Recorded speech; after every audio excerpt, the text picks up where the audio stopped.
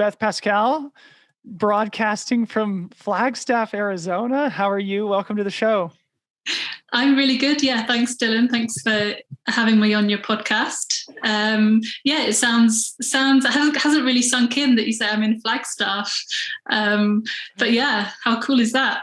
Yeah, it's so cool, and it's such a perfect training ground for Western states, which we'll talk about a little bit later on. But first, I want to ask the question that's going to be on everybody's mind, and that is just how you're feeling a couple days removed from such a phenomenal victory at the Canyons 100K. Yeah, I'm feeling pretty good.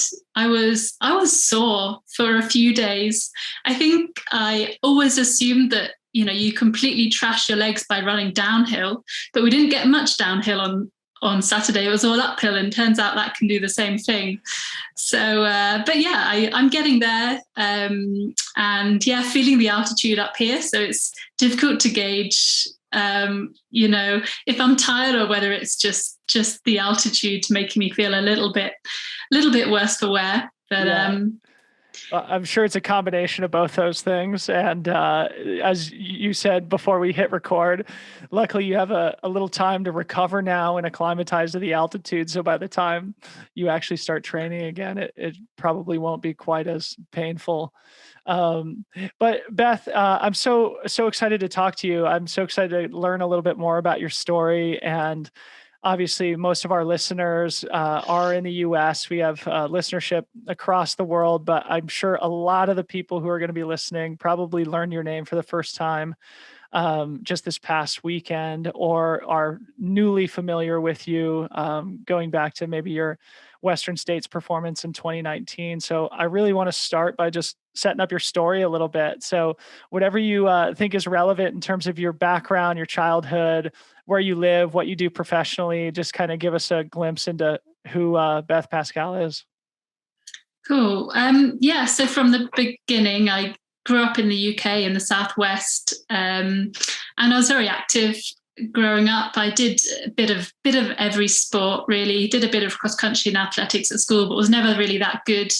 I was okay, but never took it. I wasn't in an environment that took it that seriously. Went to university, and I was a lightweight rower for a few years and did that to quite a high level. And I think that's where I got my kind of strong endurance base from. And then started running ultras about 7 or 8 years ago. I think whenever I'm asked that question, I give a different number of years, because it wasn't like I was a runner or I wasn't a runner. It kind of, as you can imagine, gradually kind of became a bigger part of my life over a few years. And yeah, I would say the last 3 or 4 years been taking it a bit more seriously. But it wasn't like I started running, doing like 10Ks and then built up to marathons and things. It was very much, I started running because I wanted to run ultras, because I'd just read about it and it sounded like just completely crazy. So I think, running 100 miles was one of my first races. And actually since then I've had to try and dial it back a bit and get a bit more speed back in my legs. So aside from the running, I work as a pediatrician in the UK. But right now I've got a few months off work. I'm here in the US until Western States. Yeah, well, good timing. I'm curious because I so identify with your story in that I was not a runner myself, but was very active, sporty person. Looking back at your experience being an athlete, but not necessarily a runner, do you think that's helped you with the success that you've had, especially recently in trail and ultra running? Yeah, for sure. I mean, when I first started running ultras, I really had no idea what I was doing. But quite soon started to do reasonably well, albeit just in the UK. So yeah, certainly like my background must have really, really helped. And even when I did like the odd cross country race as a child, like no one did any like proper training back then. But I think I grew up on a farm, so I was always running around chasing sheep and that sort of thing. So that was my training back then.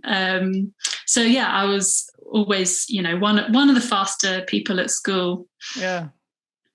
Cool. Yeah. I mean, same with me. I was a team sport athlete, a field sport athlete, and always loved that part of sport. I played lacrosse, which is, bigger here in our country, but yeah, I always loved kind of like the covering ground part of the sport, but never thought I would ever be interested in running until, as you described, you sort of learn about the trail and ultra races. And it was the exact same for me, where it just sparked this obsessive curiosity that's taken me now on a decade-long journey, much like yourself. So tell me a little bit about your career as a pediatrician. I think that's super interesting. Do you work in a hospital setting, or sort of what's your day-to-day like professionally? Yeah, so I'm hospital-based. So I'm a pediatric registrar. So the system is different in the UK to how it is in the US, but basically you finish medical school, and then you are on this path that is postgraduate medical training. And I think in the US, you maybe have 3 years of residency, but in the UK, it's, after you finish medical school, it's about 10 or 15 years until you get off the metaphorical treadmill as a consultant, provided you keep showing up to work and doing all your assessments and things. So I'm probably about halfway through that, and the system makes it quite hard for you to pause that at any point. But I managed to do it for a few months, just to see where running can take me. Mm-hmm. I think I've, as you can imagine, a lot of out of hours work, sort of day to day. So a lot of my work is night shifts, long days, that type of thing. So I'm always kind of sleep deprived, stressed. I guess I've always kind of wondered what kind of impact that's having on my running. And whether I could be a better runner if I worked a bit less. And it might be that that's not the case at all, but I've always kind of been curious about it. Last year I wanted to take some time off work, and it didn't work out for obvious reasons. Here I am trying again now.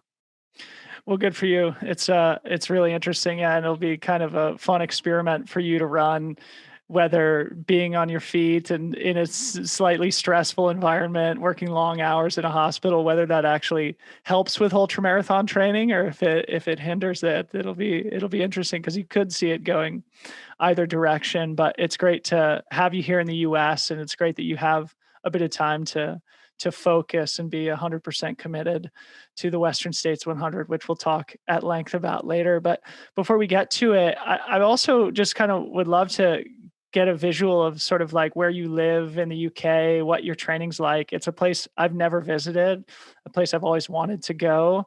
And obviously, like, being where you're from and having success at the races that you've done, I'm just curious what your training looks like, what kind of terrain that you have around your house, and anything else that you think would paint a picture for those of us who've never had the luxury to be there to understand your neighborhood a little bit. Yeah, so I live in the Midlands, and I don't have big mountains close to home. So I have small hills. So if I run from home, I can probably run up a 100 meter, maybe 150 meter hill. If I drive an hour, I can get to a 300, 400 meter hill. If I drive 3 hours, I can get to a 1,000 meter hill. I don't live somewhere super flat, but I think a lot of people, they look at my Instagram and think that I must live in the Lake District, because all my pictures are, because you only take pictures when you're in cool places, right? But actually day to day, like, training is not as exciting as that. And certainly in the last year, when, well over half of it, we've been in lockdown, I haven't been able to travel at all. So I've just got lots of kind of countryside, fields, woods, relatively tame trails to train on. Certainly I haven't been to the mountains since last probably October, November, something like that, with the exception of the Salomon training camp a couple of weeks ago in the Canaries. Oh, right. Yeah. I saw your guys' social media. From that looked like quite a week of training, and probably set you up really well for canyons. And we can talk about that in a second. But it's interesting because like I had Tom Evans on the show too, and I asked him whether he felt that he was ever kind of at a disadvantage living in a place where you don't have big hills on your daily training grounds. Obviously, you said that you can drive to a hill that's 1,000 meters, but that's what I think you said 3 hours away. So, how do you think about competing in these races? Like, obviously, Western States is pretty runnable. You can train for that without needing mountains nearby. But a place like UTMB or some of the other races in Europe, how do you think about where you live? Do you see that as a disadvantage? And if so, how do you mitigate that, or how do you train specifically for those races? Yeah, I don't really see it as a disadvantage. It does mean that perhaps you need to do a bit more driving at the weekends.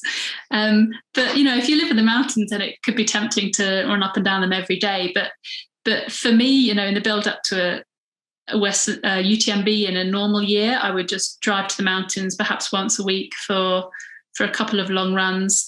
But in between, you're kind of recovering, and the home trails are fine.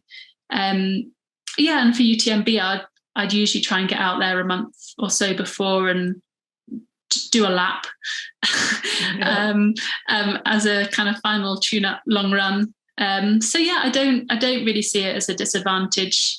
In some ways it's good not to have the temptation of running up and down a mountain out your back door every day. Totally. So we kind of skipped over it, but I'd love to learn a little bit more about when you sort of became more serious about trail and ultra running. Like, when did you identify that you had talent for this sport in particular and an ambition to sort of set big goals? Like at what point did it take a bigger part in your life? And anything else you can share from those introductory years or races or experience that you had as you were developing as an athlete? Yeah, so if I had to choose a pivotal moment, it would probably be in 2016, we had a British Championship trail race, which was a qualifier for the British team for the Trail World Championships, which were in Portugal, I think, that year. I guess it was the most competitive race I had done. And I ended up winning that. And I think for me, that was, I had won races before, but more low-key races.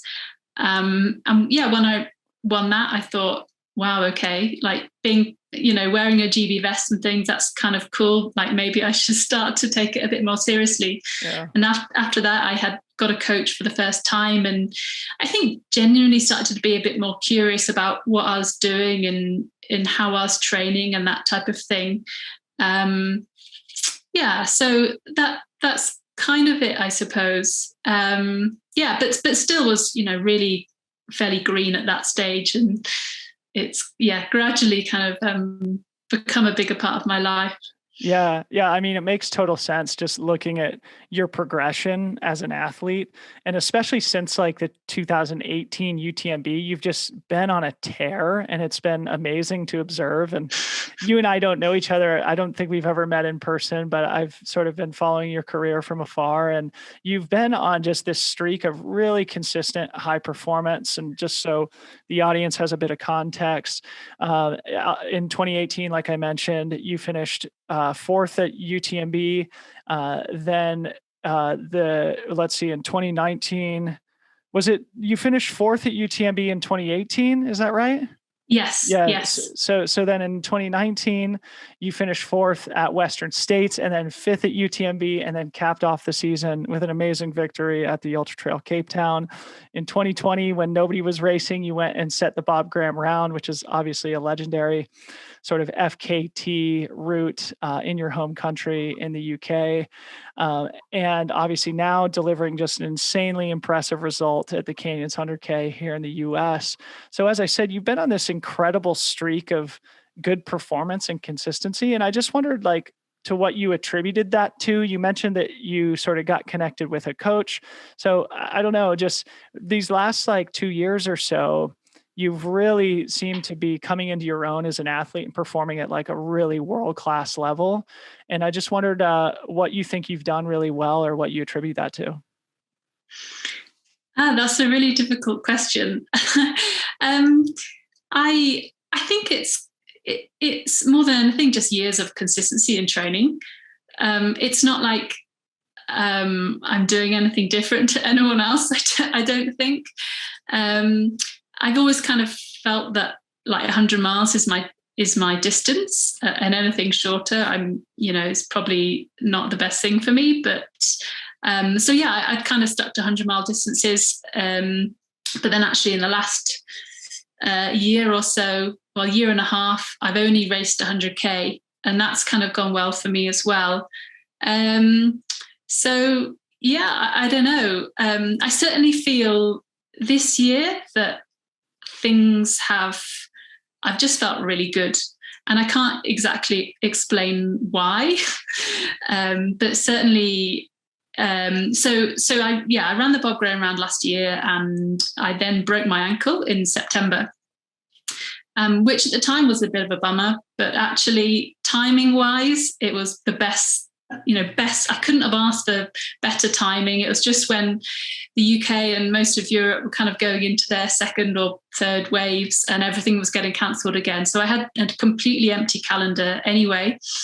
So yeah, I had a big break from training, and then when I came back, it was quite evident quite quickly that I was running better. And I'm not entirely sure why that is, but certainly this year I've just felt really good in training from the beginning. So hoping that I can keep that up for the rest of the year. Yeah, well, oftentimes the injuries do sort of force the rest that allows you to freshen up and take the next step in your career. I broke my ankle in 2020, and that certainly didn't happen for me. It took me forever to get back to a point where I felt good about my fitness and health again, and trusted my feet more than anything. So, I mean, but help me sort of understand. I mean, you mentioned your coach earlier, and you said that was part of after you won that race in the UK and qualified for your first national team. And that's where you started to really recognize that you had some talent for the sport and wanted to pursue it a little bit more seriously. So maybe give us a glimpse into some of the things that you do, or some of the things that maybe your coach has brought into your training in the last few years that you think has also contributed to that sort of incredible streak of consistency. So I'm not working with the same coach now that I wasn't when I first started up with a coach in 2016, but my current coach, Martin Cox, I've been with for, I'll get this wrong, maybe 3 years, something like that. Yeah. He's kind of a legend in the mountain running game too, isn't he? Yeah, absolutely. Absolutely. He's hugely knowledgeable, and he's taught me a lot about the world of not just ultra running, but everything to do with running. So give us a glimpse into some of that stuff that he's taught you. I think it's a lot about periodization and not doing the same type of training all year round, and making sure that you have not necessarily a break from running, but like mix it up and say in the winter, I would usually try and do a block of a different type of training. So it didn't, I mean, my block of different type of training this year was when I was injured, but the year before it was, we just did a block of marathon training over the winter months to try and get a bit of speed back in my legs. And that, I think, set me up really well. Doesn't sound like it would, but I think that set me up well for the Bob Graham round. Just not, not doing long runs in the mountains all year round. But more than anything, just consistency. Like he knows me so well that we've got it quite well dialed, like how much training I can manage, and how much of a break I need after races and that type of thing. So yeah, like nothing magic, no magic sessions, just like getting it right, getting the volume of training right, so I can kind of keep making incremental improvements. Yeah. Obviously there's no magic bullet, but that's a great answer. And it actually reminds me of something that Tom Evans said as well, in that he does a lot of that sort of flatter, shorter, higher intensity training, and does like specific blocks and different specific parts of the year where he focuses on developing his speed. And then when he comes back to the trail, he thinks it helps him a ton. And I think there's a lot to learn for athletes of all levels there. And you mentioned consistency, and it reminded me of something else that I wanted to ask you that I think is also remarkable, and that is your UTMB consistency. So in 2018, you finished fourth and you ran 26:40. So 26 hours, 26 minutes and 40 seconds. The next year in 2019, you finished fifth and you ran 26 hours, 26 and 48 seconds. So you had a delta of only 8 seconds between those two finishes. I will. No, go on. Go ahead. Were they different courses? Or? Yeah, that's the caveat. They were different courses. Yeah. So yeah, 2018, that was when you were there, weren't you? We ran the bad weather. No, that was 17. 17 was the year that I ran, and 18 I ran TDS. Yeah. Okay. So we ran the bad weather course, which just skips one pass and takes a different route the last 10 miles or so to the finish. Mm-hmm. So time-wise, the 2019 time was slightly better. Okay. Yeah, but they were both very different races to me. So yeah, a complete coincidence that I ran the same time. Yeah, it's hilarious. And I know some people who've done hard rock where they run nearly the identical time, and they switch directions in that race too.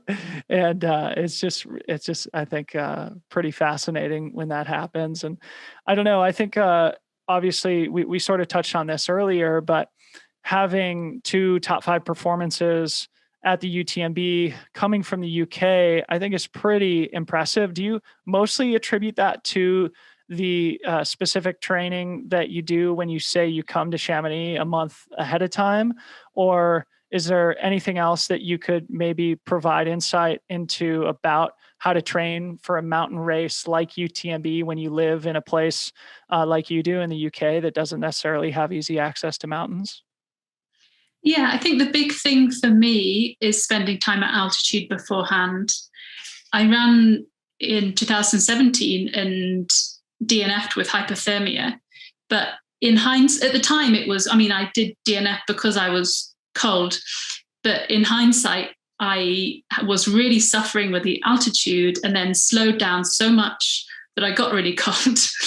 And it actually took me a couple of races. I'd had a terrible race at Lavaredo. I think it was the same year, and then it kind of dawned on me, and this is the altitude. So then in 2018, 2019, I came out early and spent some time staying in our van on the high passes in the Chamonix area, or Switzerland, Italy, and I think that really, really helped. So, but then, some people come from the UK, the likes of Damien Hall, who just come out and have incredible races and don't spend much time at altitude beforehand. So it's a very individual thing. But for me, that was really, really important. But also, having the luxury of being able to come out 2 or 3 weeks early. Not everyone has that. But for me, it's been worth it to take all my annual leave in one go and do that. Yeah. All your eggs in one basket, as we would say here in the US. I don't know if that's a sure. Cool. So last thing I want to talk about before we transition and talk more about canyons and look ahead towards Western states and stuff is the Bob Graham round, which we've mentioned here a couple of times. Why don't you just kind of describe what the Bob Graham round is for those who are unfamiliar, and maybe talk a little bit about the day that you had out there where you were able to lower the established women's FKT by a huge margin? Yeah, so the Bob Graham Round is a loop in the Lake District in the UK of 42 summits.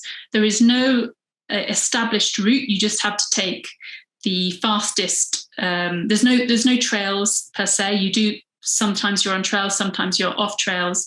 You just have to take the fastest route between the 42 summits.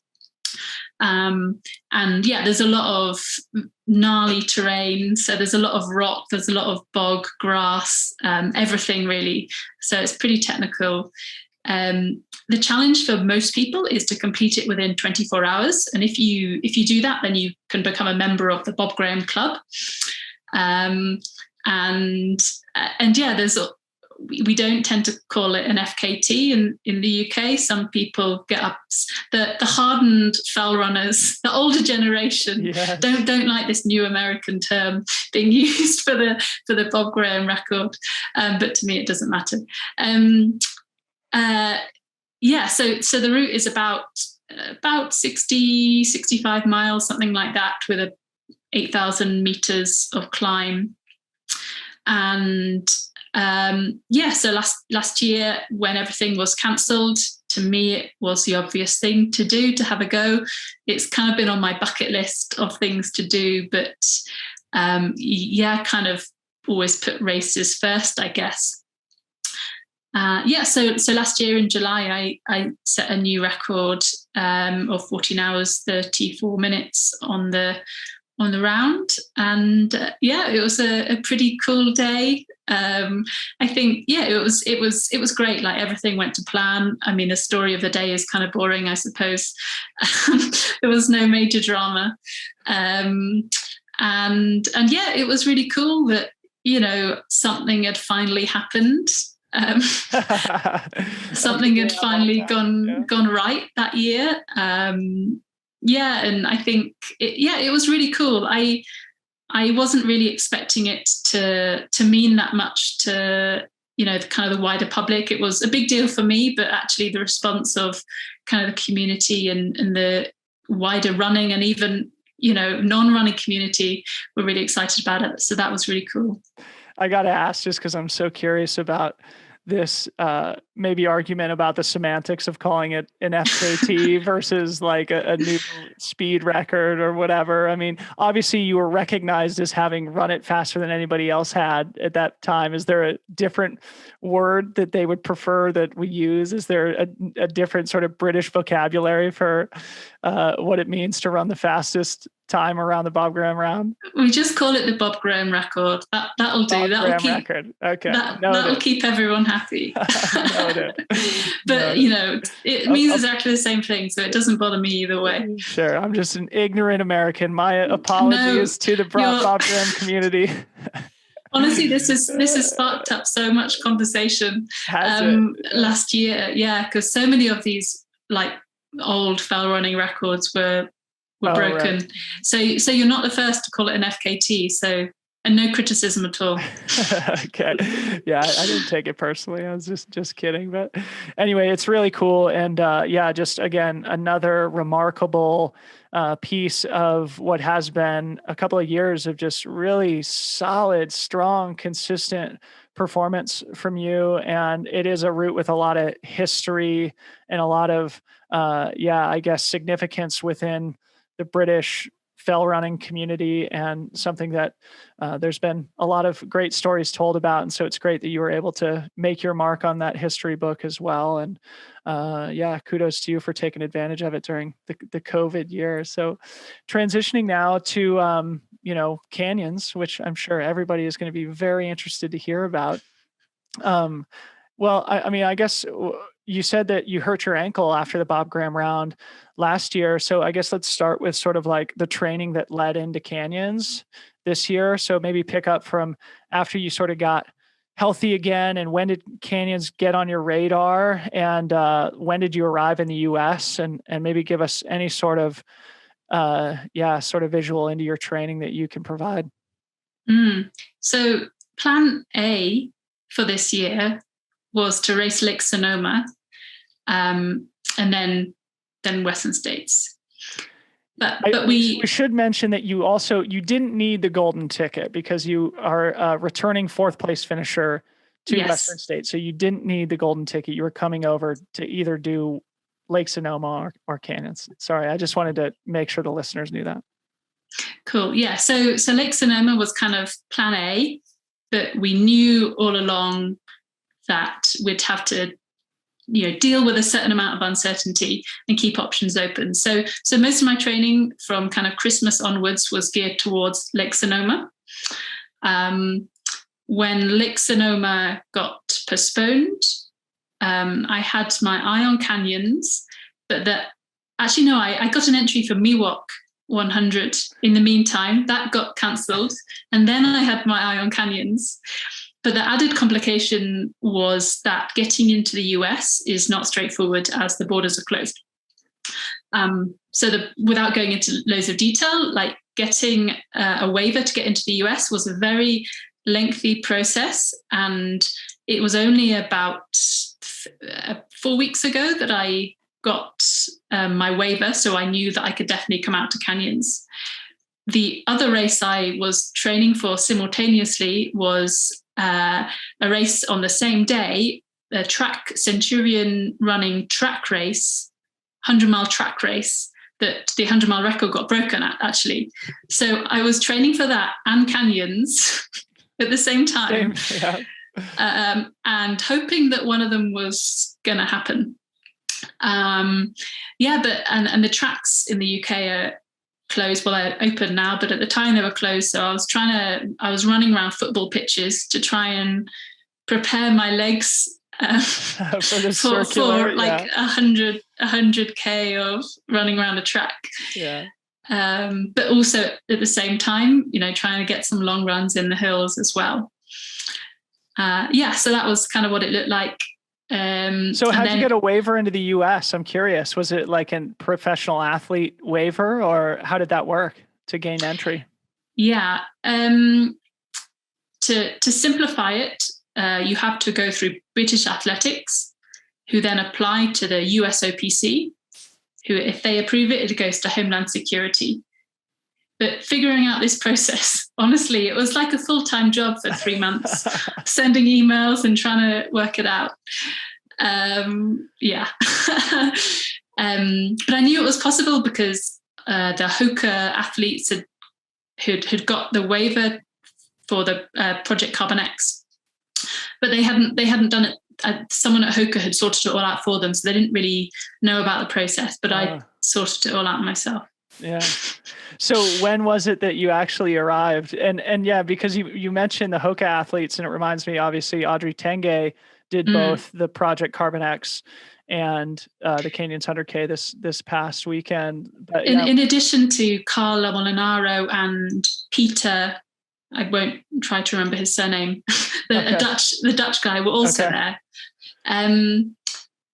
So then I went out to Spain for the Salomon running camp 3 weeks before, and I actually hadn't booked my flights to get back from there or to get to America, because I wanted to make sure that they didn't change quarantine rules or put Spain like on our like hotel quarantine list of anything. So I booked my flight home from Spain like 2 days before we went home, and then again when I got home, then booked my flight to the US. So it came out a week before Canyons. Yeah. Okay, cool. So it was only a week before, and now you get to stay all the way through Western States, which is awesome. Yeah. So let's talk about the race itself. Obviously, I think that the men's race was maybe a little bit more entertaining, and it's mostly because you just put on an incredibly impressive, convincing performance for a victory. You started out with Audrey Tanguay, who we just mentioned, who's French and also traveled over for the race and will also be racing the Western States 100. And you seem to get separation very early on and ran away, like I said, in convincing fashion. So I first just am curious, like, do you normally race with that sort of aggressive style? And if not, sort of like what made you sort of take that fashion of racing at the Canyons 100K?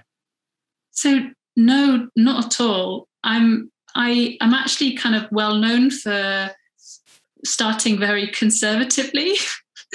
And certainly at the 2019 Western States, I was very conservative. So yeah, 2019, I was very conservative and perhaps, left a little bit too much work to do at the end. So yeah, I always start conservatively. And the truth is, I did not feel like I did start aggressively. I felt like I went off at a pace that seemed sustainable, and I had no idea what was going on behind me. I didn't know that I had a big lead. I didn't know that I was pulling away from everybody. I really had no information at all until I got to Deadwood 2, which was just 10 miles for the finish. And I asked like what the gap was. I tried to ask people what the gap was beforehand, and everyone kind of assumed I was asking who was ahead of me, and they say, oh, the next man's like 1 minute ahead. Like, no, I want to know how far behind the women are. You can never get accurate information out there. It's so frustrating. So at Deadwood 2, I was told the gap was 10 minutes, which now I know was inaccurate. So I knew I could maybe relax a little bit, but not that much. So yeah, I was really shocked when I finished and I found out the gap was so big. I had no crew either for the race, which was another reason I had no information. But yeah, maybe in hindsight, if I'd known what the gap was, I would have like chilled out a bit. Wow. I mean, Beth, that's incredible. And yeah, obviously we've all been there where we're trying to glean information off people who aren't necessarily taking accurate splits and then trying to gauge our existential personal crisis on the trail and how we should be pacing it based on information that is nowhere in the neighborhood of being accurate. It's something we can all relate to, but it's really, it's fascinating. And obviously points to the fact that you must be in great fitness, and the fact that racing without a crew too. I mean, that's a big advantage in races is having crew, and especially at your level where aid station transitions become sort of make and break moments in the race oftentimes, or when separation can happen. I didn't realize that you were running without crew either, and that makes the performance even more impressive, I think. Are there any other kind of like highlight or low light moments that you had out on the trail, or did you have any moments of self-doubt, or was it just a no drama, super strong outing on the trails? No, it wasn't completely uneventful for me. I felt great on Cal Street going up to Forest Hill, like really, really good. And I got to Forest Hill and I then had a bit of a blip. I think I'd just taken it a bit too hard on that long climb up to Forest Hill. So I tried to back off a bit going to Michigan Bluff. And yeah, it didn't feel that great actually between Forest Hill and Deadwood 2. Like not terrible, but just a bit kind of just less, is not as good as I had done earlier on in the race, which I'm not really sure why. And then on Loop 6, which is the little extra loop you do towards the end of the race, I started to feel better again. And yeah, I felt pretty good in that last 10 mile or 8 mile climb to the finish. And yeah, probably, and that last 10 miles, I felt as good as I had done earlier on in the race. But actually in the middle, it felt hard. It felt really hard. I think you don't really realize, I mean, the race doesn't have a huge amount of climbing. If you compare it to, exactly. But you don't really realize that you need the downhills to recover between the uphills. So it just felt for that reason, I think it felt really, really hard. But yeah, like it was largely a really good day. Yeah. So I also heard there was a little bit of a snafu at the finish line where you accidentally, like maybe this was the biggest drama that you experienced during the Oh yes, sorry, entire it race. was, it was. Yeah. So explain what happened there. Just out of curiosity. I know it wouldn't have Yeah. really changed too much about your finishing time. Obviously not your finishing position either, but describe what happened at the finish there with your sort of navigational error and how you corrected it. Yeah. So in the last kind of mile or so to the finish, I had the feeling that something wasn't right. Like I hadn't seen many course markings and the course was marked super well, but I just hadn't seen any. And I just knew something wasn't right. And when I finished, so prior to that, I could just see Paddy O'Leary like in the trail. Like occasionally I'd glimpse him he was wearing this orange t-shirt. So I knew it was him.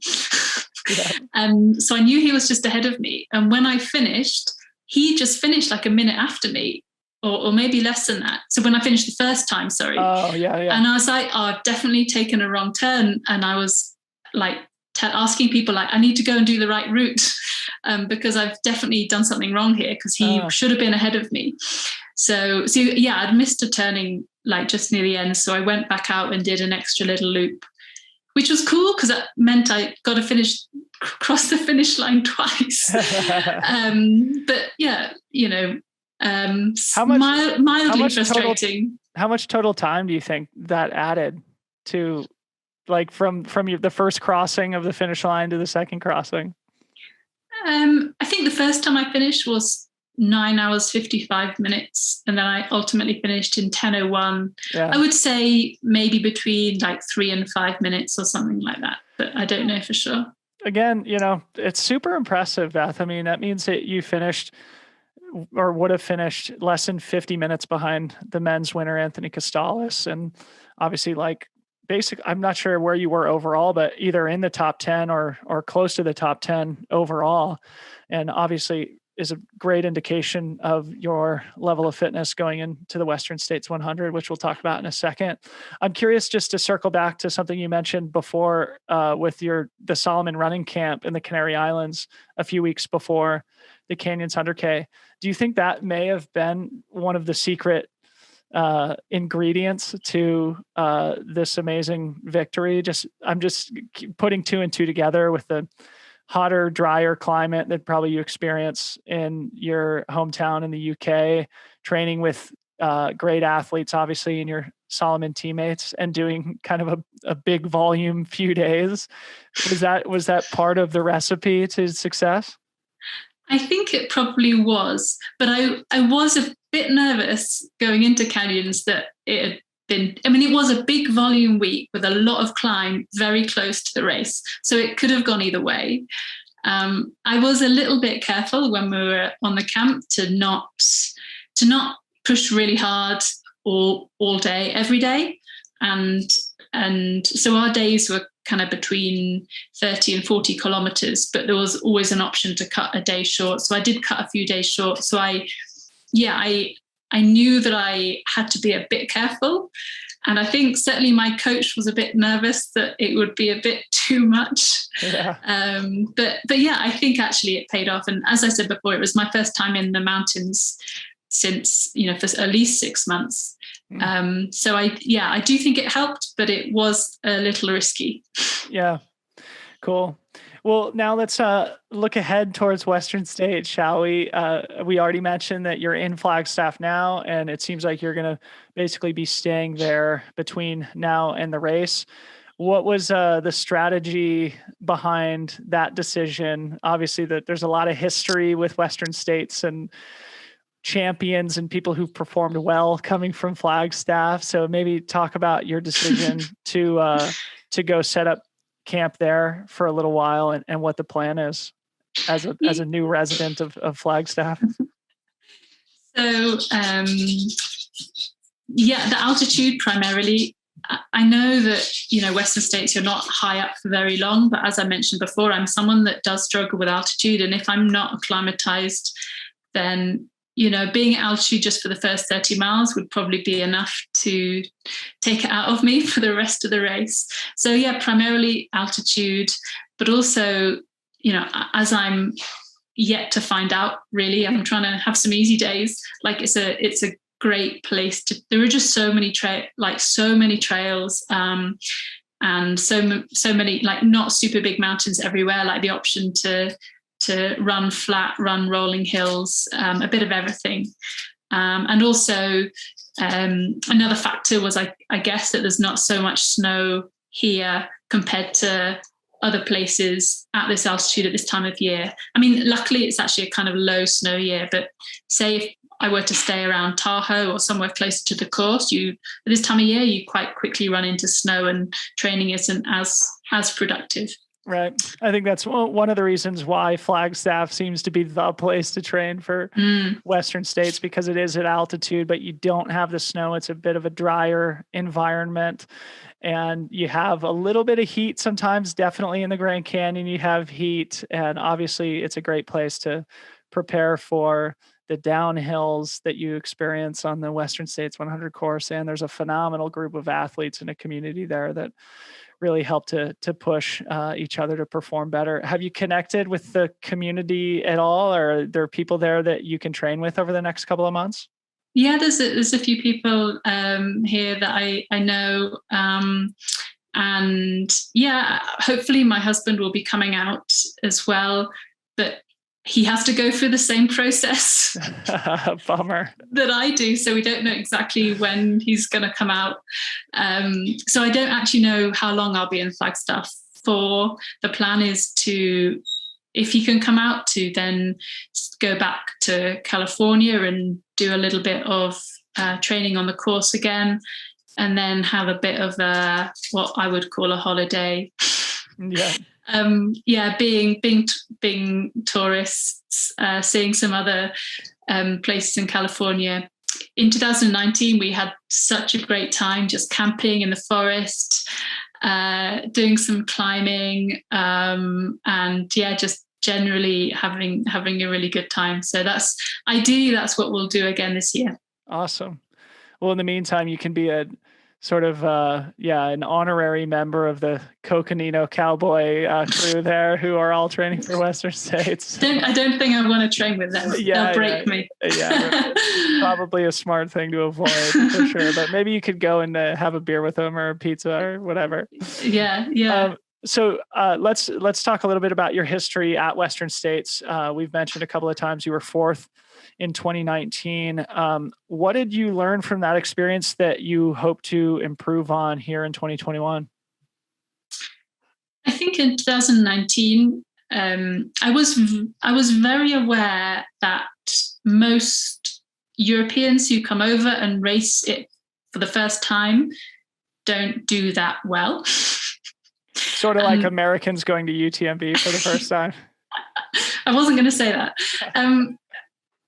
So and everyone had said, the race starts at Forest Hill, like, don't go off too hard, the race starts at Forest Hill. And I ran the race that I had planned to run. I, did exactly what I set out to do. But in hindsight, I probably should have gone off a little bit more aggressively. And perhaps I, could have placed a little bit higher. But that said, I don't have any regrets or anything. And 2019 was a cool year. So certainly going off harder, it, might not have worked out on a hotter year. Yeah. Well, that's fascinating, right? So obviously you said that you're sort of known for starting too conservatively sometimes. That may have been the case at Western States 2019. And then last weekend, you delivered an incredibly convincing victory where, at least to the outside observer, it looked like you were racing very aggressively, in sort of like the Pau Capel, Jim Walmsley style. How are you thinking about squaring that circle? How are you thinking about finding the right pacing strategy for Western States between those two polar opposites? Well, I don't think I'm going to completely change my racing strategy. I hope that I'm fitter than I was in 2019. And because of that, I should be able to place higher. I don't know, but I hope that's the case. And as I said before, at Canyons, I didn't feel like I was running aggressively. I think I'm just in better shape than I was before. So yeah, maybe I'll be a bit more aggressive, but I'm not going to, get to the escarpment first. All right. Or anything like that. Nothing crazy. We'll hold you to it. Well, so maybe if you're willing to share a little bit, obviously you're just recovering from a big race right now. You've got 9 weeks to go until race day. Obviously there'll be a couple weeks of tapering before then. Have you thought at all about, or have you talked to your coach at all about what the training is going to look like between the recovery and the taper, and what you guys are going to be focusing on in this final push to Western States? We haven't actually talked at length about it. No, we kind of wanted to see how canyons went. But I foresee a very long conversation tomorrow. I blocked out half the day. So yeah, so I mean, a couple of weeks recovering, then 5 weeks of solid training, and then a couple of weeks taper. I usually, what I think I'll be doing is a lot of kind of long, moderate pace runs on kind of rolling terrain, which Flagstaff is ideal for. Something and then downhill running. I think something I suffered with in 2019 was, I don't usually get like trash quads in races like UTMB, but for Western States, I hadn't really trained. I trained for the uphill and not for the downhill. Mm-hmm. So I think I would want to do a bit more specific downhill training as well, or just make sure I think about the downhill as training rather than just the climbing as training. Yeah, good strategy. So one last question before we let you go, Beth. I'm super appreciative of your time. It's been super fun to chat with you. And I think this will be a somewhat obnoxious question, just looking further ahead. But are you planning to also line up at UTMB again this year? And having done that double and doing it successfully, which is somewhat of an anomaly in the history of the sport and the history of the athletes who've attempted to do the double. It usually doesn't work out as well. You were able to do it well in 2019, where you finished 4th at Western States and 5th at UTMB. Are you planning to do UTMB again? And if so, like, how do you approach that type of a double? Those two amazing races of huge importance and of, a lot of significance and history within the sport in such a short succession. Yes, I am planning on doing UTMB. Maybe it's not a great idea, but Western States and UTMB are just the races that excite me more than anything else. So when you've got the opportunity, it's really hard to do the sensible thing. I think that last time I was the very little amount of time for specific training for UTMB between that and Western States. So like 3 weeks recovering, and I really felt I did a lap at the beginning of August as part of a Salomon training camp. We did a lap, but then other than that, maybe like 3 maybe big mountain days, and that was it. So I really felt like I certainly hadn't done as much specific training as I would have wanted to do, but it largely worked out. I know I was 5th, but the placing doesn't necessarily reflect the experience. I had a terrible time actually, but I think that was unrelated. I had some stomach issues early on. And then felt like I was running on empty for the rest of the race. But I don't think that was related to the Western States UTMB double specifically. So I would probably approach it the same way. Who knows? It's exciting to see. Well, it's smart, right? Yeah, like as you said, erring on the side of doing too little, and I guess sort of having confidence in the strength that you gain from putting yourself through a race like Western States and not feeling like you have to do heroic training. I mean, obviously, like the example I'm thinking of is when Jim Walmsley broke the course record at Western States, and then he trained like an absolute maniac for a couple months, I guess, between the two races, and then came in flat, admittedly. And I think he learned a lot from that too. And I think he's planning to do the double just like you are. And I can't wait to watch both you guys at both races. It's going to be so fun. But Beth, it's great to get to know you. Congratulations on an amazing, amazing run at Canyons. Enjoy your time here in the US. And I look forward to hopefully connecting with you in person at Western States. Awesome. Thanks a lot, Dylan. It's been a pleasure.